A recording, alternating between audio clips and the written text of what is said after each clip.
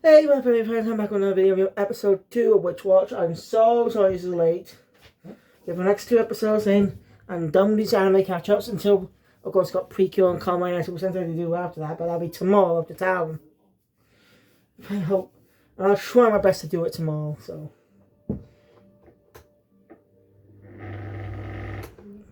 Yeah, I'll try my best to do that stuff tomorrow. Because I gotta catch up. Well, it keeps building and building and building for me to take me a while just to catch up. So, yeah. I'm just gonna read. I will plan to read the Witch Watch manga, but when the anime's over. And this is more of a comedy manga. It's more of a comedy manga. It's more Japanese considered one. I don't even know why they got separate titles. I don't know why they have different titles to adapt the episode. I think it'd be okay to adapt. Like, two parts should have just not been separated, just kept together. So just move the text like it's just a backward choice, but I'll get there. So let's get into it. So the episode opens up with Nico trying to be, sexy by being trying to be cute in her pajamas. The reaction to Moi because she likes him and stuff. But he does not get a reaction. Okay. And it's time for Nico's first day at school. And still something that bugs me. If they went for the whole this change last year, where anime published a Weekly Shonen Jump, manga published a Weekly Shonen Jump, get the Weekly Shonen Jump logo like they did back in the day. But this one doesn't have it. And I checked, it's just been published in Jump. No spin-offs, nothing.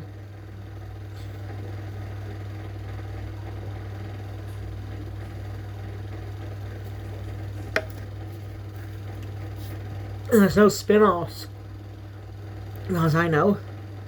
I did check Wikipedia. Also, recently I've been looking up specific battles from Shonen Jump series I've seen. I don't know why. It's just entertaining to see those actions. So I guess that's what I like about battle manga. The epic fighting, the characters. Oh shit. Oh yeah, I got something to do soon.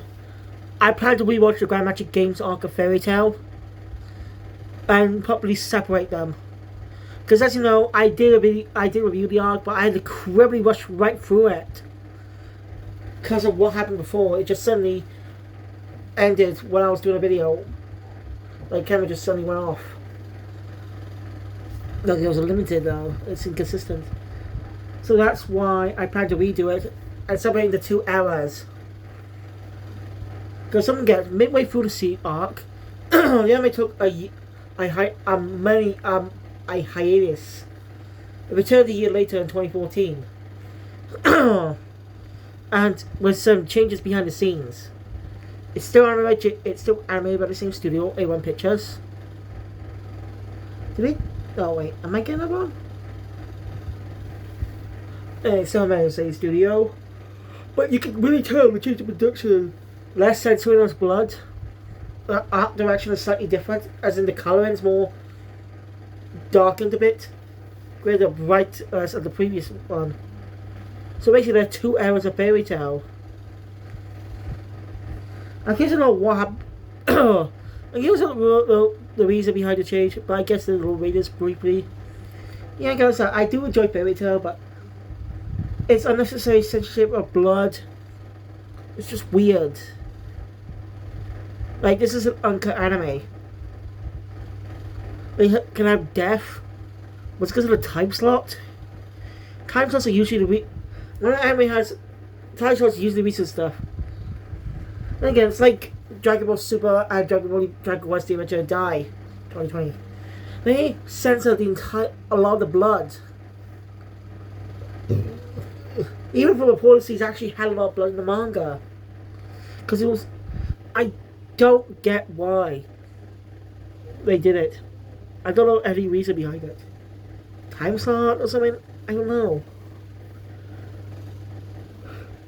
He's talking about Superman's video, but it should have blood. And it's not using too much blood. It's gory for a series like Dragon Ball. He still has to show blood. The show obviously always going to obviously be bleeding. Like in Dragon Ball Super Broly. The Broly's dragging Goku's face across icicles. That should have him bleed on the side of his head. I'm just sick of companies doing that. Showing the blood for no damn reason. Like the shonen manga, right? They should be targeted towards the same audience. I don't get it. I really don't, but at least Fairy Tail proved itself. At least they proved itself. At least Die did prove itself after as well. I think. It was a part where he had seen the blood down his face. I don't know, that's my plan to watch all 100 episodes of Adventure of Die 2020. I can. I think it's business suspended a license for the manga for a while. I don't know why. Licensing issues? Shame. This manga could fully be published in English. I have all the chapters available for fans who enjoyed the manga if they enjoyed the anime.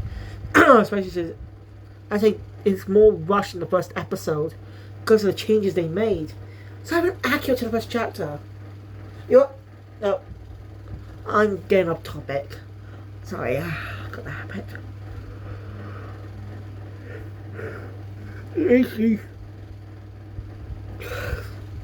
Yeah, that's good. Let's get back to the review. What else I asked? Nico's school life begins. She's saying that I think people couple up so quickly. Wait, my post on side she uses love pressure, but it's not. He basically tells her not to use magic. To her own safety.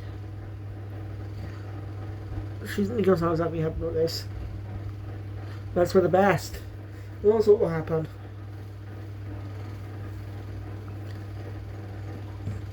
Of course, in class orientation, shenanigans happen. We learn the teacher actually is an otaku. She likes manga, and this has a lot of Shonen Jump references. Now, there's one manga parody. Obviously, not the actual manga, but is it basically like a real Shonen Jump manga? Two people with swords of specific positions, facing different directions. I don't know any Shonen Jump series like that, but either that or it's a different manga series or it's just original design. There's even one parody manga called Rookies. I know, it's unrelated to the actual Rookies manga, which also has a live action adaptation you can watch on Netflix. No joke, you can actually watch it on Netflix. Go take a look.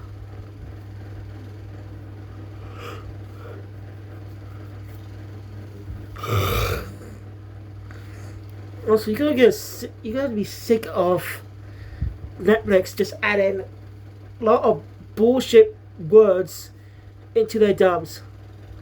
It's just annoying they do that. It's just changing the actual dialogue to something stupid. Even there was one time in the Bastard anime, there was a nice change on the sub. The both specific things with women, ladies first, or Yoko saying to bite her tongue to kill herself. Saying basically the more very feminist approach bullshit. I'm sick of people doing that. Stop changing things for no fucking reason but your own stupid agenda. It's an insult to the work you're doing. You should not be in fucking industry at all. Anyway.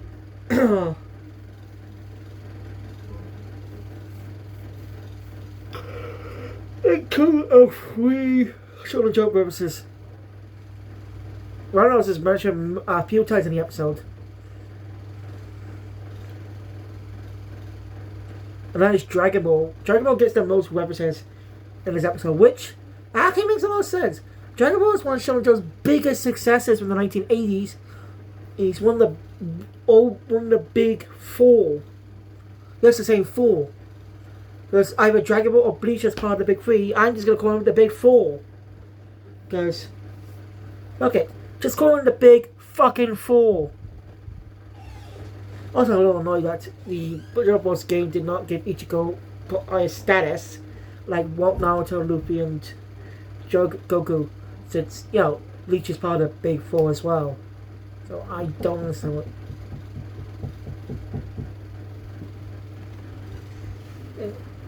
So I'm gonna pause in. Oh, what was I? Anyway, Nico's magic. You guys are trying to make some noise here, but accidentally cause a lot of mystery. Causing a lot of Instagram noise on. The hair parts of reference to adult gone from Hunter x Hunter's Chimera Ant arc. Teacher being an otaku was quite fun, kind of gag.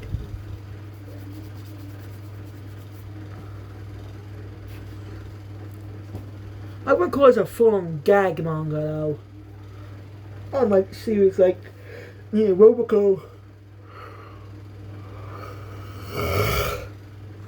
I'm just surprised they did that as a short form series. Nothing wrong with that. But you see, they didn't think there's something that's like with Second K being a short series stitched together into episode, or short episodes stitched together in a way, not fully edited together. But you know what I mean. Like one episode contains a few shorts. The chapter's been adapted.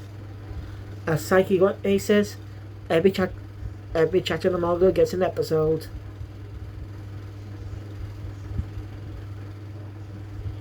So, Shonen Jump's just hit it big in 2025. With a great Shonen Jump anime, new Shonen Jump series. Like, also Return of stuff like Dr. Stone, which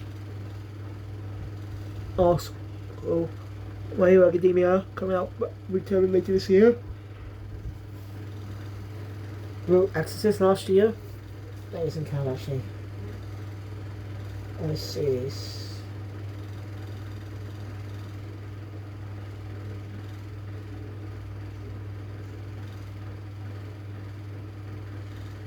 I can't think of any. We got season 2 of Kaiju no Ray coming out in July, which I should go and watch the past season soon.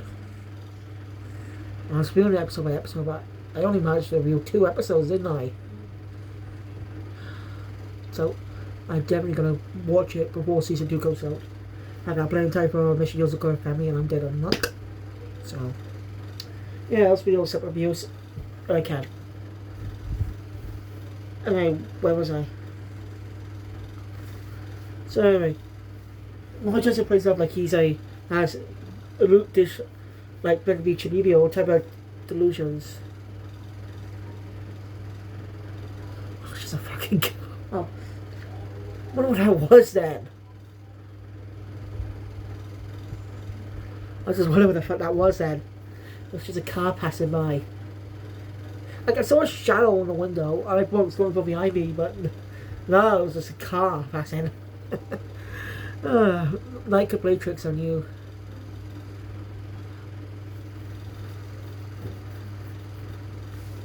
Situations, and well, the explorers out back by herself, make her go back. She ends up being into the car, she's a witch. People are actually excited about that. And we also come out to Roy to ask about Nico. This is where the first Dragon Ball reference comes over the Kamehameha.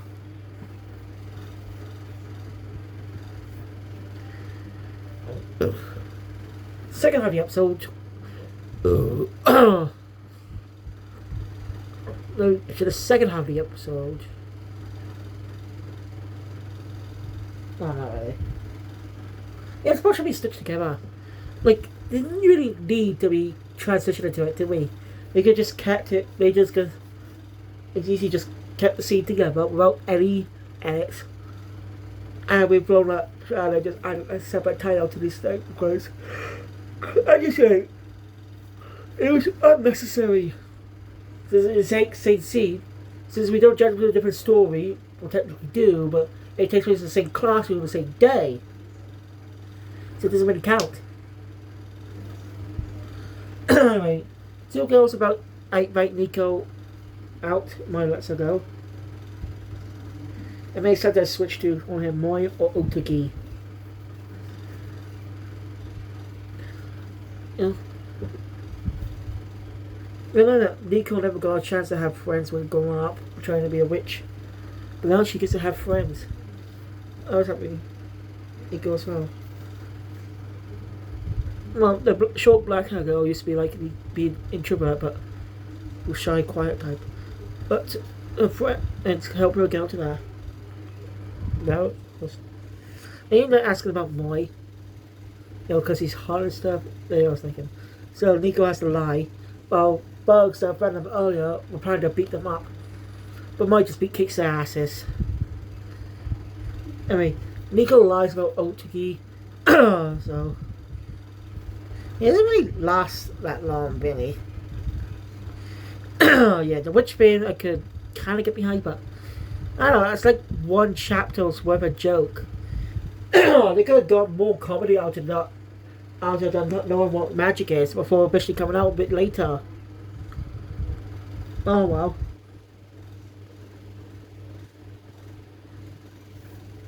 Hey.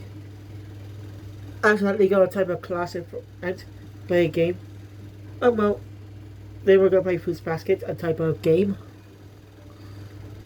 So they get crazy and he goes magic, and he goes getting carried away too. As we get a Demon Slayer reference for the Infinity Castle. Mostly because I didn't know when I think Demon Slayer manga was over at that time. The Infinity Castle arc is the last arc of the manga. And I applied to cover the entirety of Demon Slayer before September. Got plenty of time, but I should get on to that soon. So as you can read all the arcs on the first on the manga that happened in the first season. Then view the arcs, each arc season separate by separate. I sometimes like I count Ed Mugen Train and District arc as a season. And no, I will not be reviewing the movie because it's just no point. Even more pointless, they re-releasing it in cinemas. They're gonna be re-releasing it in theaters. Yeah, I think that movie's just pointless now. What was the whole point of the movie? You're gonna adapt the arc anyway. My guess is the Mugen Train arc in the anime version of the arc, not the movie version, was just filler. Because the entertainment district arc was not yet finished. So they just basically got what they already have with the entertainment movie, with the Mugen Train arc, and some few small scenes to pad it out to be filler. That's my theory, because otherwise, what was the whole point of the movie? Like, what was the whole point of the movie? We were going to do that anyway. It just bugs me. At least with Dragon Ball Super, it did at least the first two sagas of Dragon Ball Super, which adapted the Z movies, last two Z movies. I don't know, God's at least did some things differently. But as I said, adapted the manga briefly. That's not what I mean though. Like, there's just slight visual differences to the movie, to the art. There's just like visual differences that make it stand on its own visually. That makes it worth seeing the story again with different quality of animation. No, it's just lazy. Yeah, I say it. When they have already got an arc into a movie and then adapt the same arc into an episode into the anime they adapted, then I find the movie pointless. Like, I don't know, Sandland the fucking series. What was the whole point of the movie if you got the fucking show? The movie just never even came out in cinemas here. At all. Like, no screening worldwide. No other. I don't understand why. What was the whole point of the movie if you're going to just adapt it to a fucking show?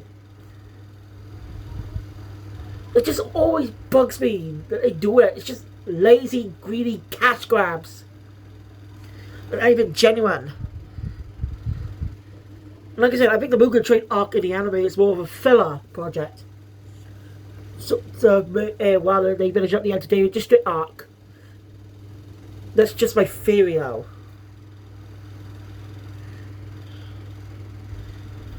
Anyway, where was I? Oh yeah. Oh. So, yeah, they get crazy, they go magic. And go outside to use it. So we get a third Dragon Ball reference in the yep. They get another Dragon Ball reference, thanks to Nico's magic, gravity magic. The class is just so carefree. Ulti does not really want to reveal he's an ogre, pretty ostracized. Oh god, something happens when a truck comes into the field, goes to go get the sky.